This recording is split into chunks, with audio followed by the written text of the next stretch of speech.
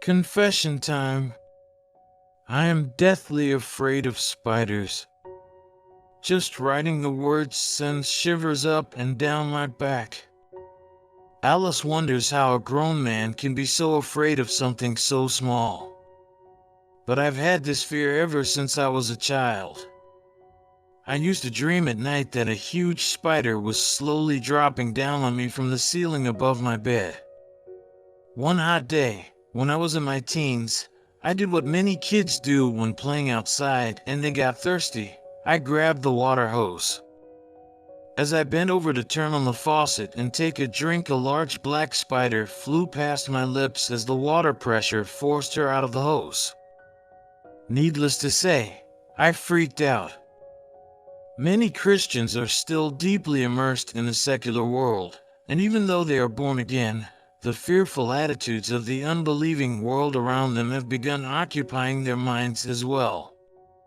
With the evening news, the internet, radio, and TV talk shows, all filled with the latest news about the COVID-19 crisis, it's no wonder. But in 2 Timothy 1 verse 7 we are told, "For God did not give us a spirit of timidity, but a spirit of power, of love, and of self-discipline."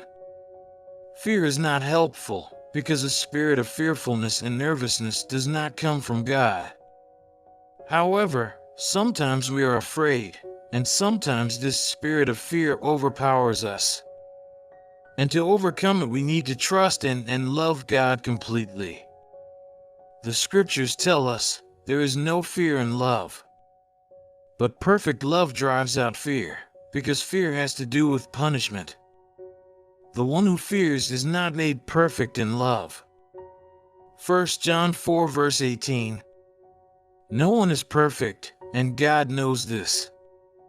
The Word of God has a lot to say about overcoming fear, specifically, why we should not fear.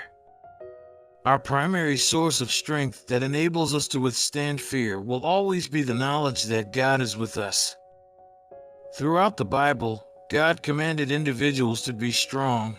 Do not fear, your God will come, Isaiah 35 verse 4, or, do not be afraid, do not be discouraged, for the Lord your God will be with you wherever you go. Joshua 1 verse 9, he was assuring them of his presence and help on their behalf. For example, Isaiah 41 verse 10 encourages us, so do not fear, for I am with you, do not be dismayed, for I am your God.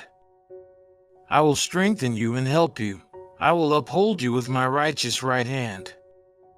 And in Matthew 10 verse 31 we are reminded, so don't be afraid, you are worth more than many sparrows. These cautions continue throughout the Bible, covering the many different aspects of the spirit of fear. We need not fear danger from anything natural or supernatural, small or great. It is the love of God that overshadows us and gives us victory in and over all these things.